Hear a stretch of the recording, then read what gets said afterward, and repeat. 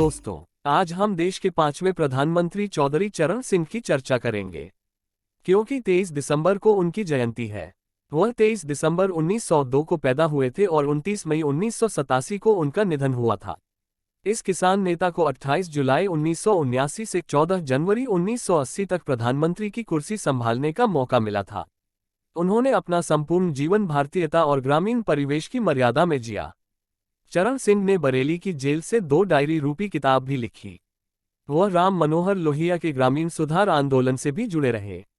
आगरा विश्वविद्यालय से कानून की शिक्षा लेकर 1928 में चौधरी चरण सिंह ने ईमानदारी, साफगोई और कर्तव्यनिष्ठा से गाजियाबाद में वकालत शुरू की। वकालत जैसे व्यावसायिक पेशे में भी चौधरी चरण सिंह उन्हीं मुकदमों को स्वीकार करते थे जिनमें मुवक्किल का पक्ष न्यायपूर्ण होता था। 1929 में कांग्रेस के लाहौर अधिवेशन पूर्ण स्वराज्य उद्घोष से प्रभावित होकर युवा चरण सिंह ने गाजियाबाद में कांग्रेस कमेटी का गठन किया। 1930 में महात्मा गांधी के सविनय अवज्ञा आंदोलन के तहत नमक कानून तोड़ने का आह्वान किया गया। आजादी के दीवाने चरण सिंह ने गाजियाबाद की सीमा पर बहने वाली हंडन नदी पर नमक बनाया। परिणामस्वरूप चरण सिंह को 6 माह की सजा हुई। जेल से वापसी के बाद चरण सिंह ने महात्मा गांधी के नेतृत्व में स्वयं को पूरी तरह से स्वतंत्रता संग्राम के प्रति समर्पित कर दिया। 1940 के व्यक्तिगत सत्याग्रह में भी चरण सिंह गिरफ्तार हुए, फिर अक्टूबर 1941 में मुक्त किए गए। 9 अगस्त 1942 को अगस्त क्रांति के माहौल में युवक चरण सिंह ने भूमिगत होकर गाजियाबाद, हापुड़, मेरठ, मवाना, सरथना, बुलंदशहर के गांवों में गुप्त क्रांतिकारी संगठन तैयार किया। मेरठ कमिश्नरी में युवक चरण सिंह ने क्रांतिकारी साथियों के साथ मिलकर ब्रिटानिया हुकूमत को कई बार चुनौती दी। मेरठ प्रशासन ने चरण सिंह को देखते ही गोली मारने का आदेश दे रखा था। एक तरफ पुलिस चरण सिंह की टोह लेती थी तो दूसरी तरफ युवक चरण सिंह जनता के बीच सभाएं करके निकल जाते थे। आखिरकार पुलिस ने एक दिन चरण सिंह को गिरफ्तार कर ही लिया। राजबंदी के रूप में 1.5 वर्ष की सजा हुई। जेल में ही चौधरी चरण सिंह की पुस्तक शिष्टाचार भारतीय संस्कृति और समाज के शिष्टाचार के नियमों का एक बहुमूल्य दस्तावेज है। उनकी राजनीतिक विरासत कई जगह बन गई। आज जितनी भी जनता दल परिवार की पार्टियां हैं, उड़ीसा में बीजू जनता दल हो या बिहार में राष्ट्रीय जनता दल हो या जनता दल यूनाइटेड ले लीजिए या ओम प्रकाश चौटाला का लोक दल, अजीत सिंह का राष्ट्रीय लोक दल हो या मुलायम सिंह की समाजवादी पार्टी हो, ये सब चरण सिंह की विरासत है। इसे एक विडंबना ही कहा जाएगा कि इस जुझारू नेता को अभी तक भारत रत्न नहीं दिया गया। उन्हें भारत रत्न दिए जाने की मांग के समर्थन में कुछ नेता सक्रिय हो गए हैं। जानते हैं कि वे नेता क्या करना चाहते हैं। आज हमारे बीच में माननीय त्रिलोक त्यागी जी, राष्ट्रीय लोकदल राष्ट्रीय महासचिव, प्रेस को संबोधित करेंगे। इंद्रवीर भाटी जी हैं और जिला अध्यक्ष जनार्दन भाटी जी, किसान प्रकोष्ठ के अध्यक्ष शौकत अली चेची जी, हरिवीर तालान जी और मैं विजेंद्र यादव, महानगर अध्यक्ष। 23 दिसंबर चौधरी चरण सिंह जी का जन्मदिन है और 23 दिसंबर को पूरे देश में हम किसान दिवस के रूप में मना रहे हैं।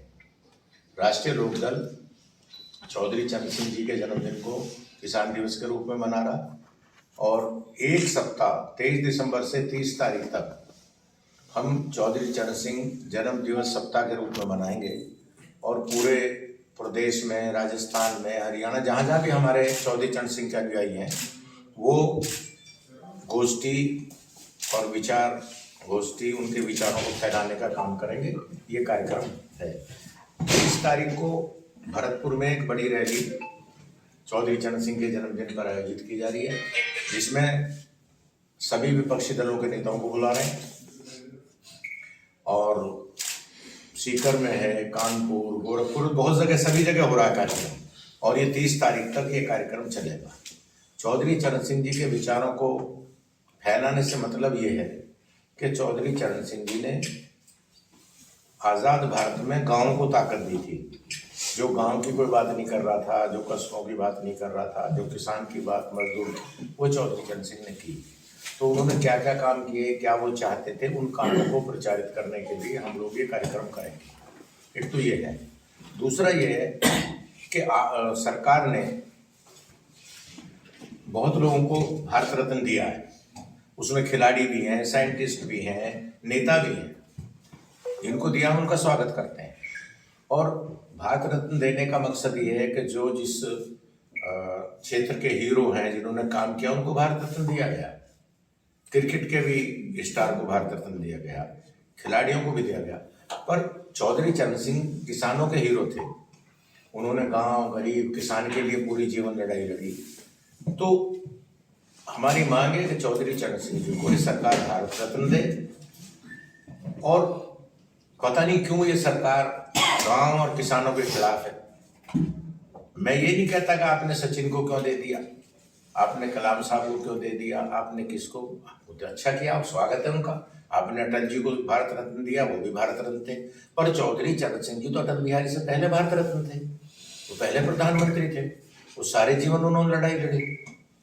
तो उनके साथ ये अनदेखा व्यवहार बर्दाश्त नहीं किया जाएगा। उनको भारत रत्न से नवाजा जाए और उनको भारत रत्न दिया जाए, ये राष्ट्रीय लोकदल की मांग है।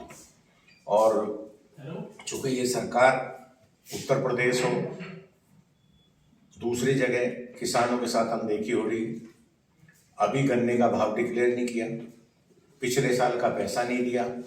योगी जी मुख्यमंत्री थे, उन्होंने वादा किया था कि हमारी सरकार बनेगी तो हम बिजली का रेट आधा करेंगे। आपने बिजली का रेट दोगुना तो किया था जब पहला आए थे।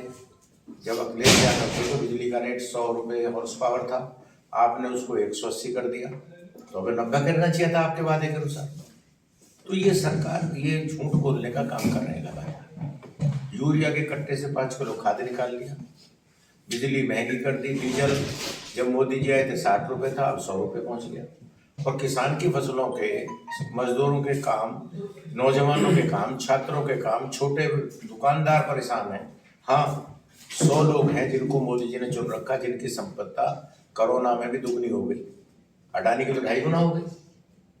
किसी पत्रकार की हुई हो, किसान की हुई हो, किसी नौजवान की हुई, तो मुझे बताएं। तो ऐसा कौन सी रचना है कि आपने 100 आदमियों पे आधे हिंदुस्तान की दौलत सौंपी रखी? और 2.5 गुनी जब अडानी की होती है ना, तो 2.5 गुनी का मतलब ये नहीं 100 रुपए के 250 हो गए, वो 10 लाख करोड़ के 2.5 गुने हुए हैं। ये जरा विचार करने का विषय है। अगर मेरे 10 रुपए के दुगने हो जाए तो 20 रुपए होते हैं। आपकी तनख्वाह 50,000 रुपए, 40,000, 30,000, तो उसके 60,000 होते हैं। अडानी के 10 लाख करोड़ के आपने अपने ही जीवन में वो 25 लाख करोड़ कर दिए। तो ये विचारणीय विषय है। ये क्या हो रहा है? तो जो डॉक्टर लोहिया, चौधरी चरण सिंह जी कहते थे कि ये खाई चौड़ी होती जा रही है, इसे कम करो। मोदी जी ने आम आदमी और उद्योगपति की खाई को और चौड़ा करने का काम किया। ये मेरा, ये इसको और बढ़ा रहे हैं। तो इन तमाम सवालों पे चौधरी चरण सिंह जी राजनीति करते थे और राष्ट्रीय लोकदल इन सवालों को उठाएगा। और नोएडा में भी आपको हमारे साथी बताएंगे, ये कार्यक्रम नोएडा में भी होंगे। ग्रेटर नोएडा इस जिले में हमारे अध्यक्ष बैठे हैं जनार्दन जी, विजेंद्र यादव जी हैं, ये मंडल अध्यक्ष हैं इंद्रवीर भाटी जी। ये सब लोग यहाँ भी कार्यक्रम करेंगे। और यहाँ नहीं, पूरे उत्तर प्रदेश, राजस्थान, हरियाणा, जहाँ जहाँ लोकदल का प्रभाव है वहाँ सब कार्यक्रम करेंगे। 23 दिसंबर को कार्यक्रम हो रहा है भरतपुर, 25 को हो रहा सीकर। इसी तरह सब जगह हमने कार्यक्रम लगाए। ये हम आपसे बात करेंगे।